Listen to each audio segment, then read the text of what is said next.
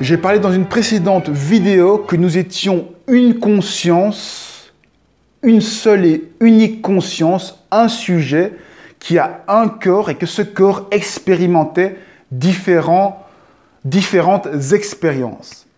Mais dans ce cas-là, vous pouvez vous poser la question, comment est-ce que cette partie du corps peut avoir une conscience limitée et pas toute la conscience d'un coup? Comment est-ce que l'ego procède pour ne pas avoir toute la conscience du sujet, la conscience de la globalité? En gros, comment faire pour avoir une mini-conscience dans une grosse conscience et ne voir qu'une seule partie et que chaque être puisse voir des parties différentes? Comment est-ce que tout ça peut vivre ensemble? Eh bien, pour y voir plus clair, je vais prendre la métaphore du jeu vidéo.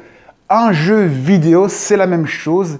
Il y a un seul joueur et ce joueur, eh bien, il joue dans son jeu et il a une seule conscience qui se déplace de personnage en personnage. Prenons l'exemple d'un film que vous regardez. Eh bien, il n'y a qu'une personne qui regarde le film et pourtant, il y a plein de personnages qui vivent différentes expériences et toutes ces expériences, elles rentrent dans la tête de un seul sujet, de un seul et unique sujet.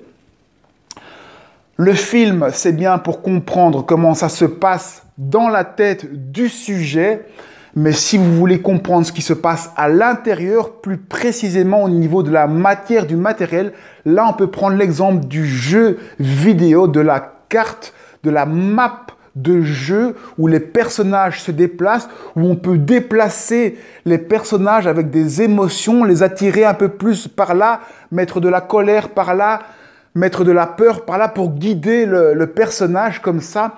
Imaginez-vous quel jeu amusant de pouvoir faire se déplacer des petits robots grâce à des émotions qui vont faire se déplacer le robot. Si on met des jolies filles par là, eh bien, ça va attirer certains personnages et pouvoir comme ça jouer dans la vie, ça peut être quelque chose de très prenant.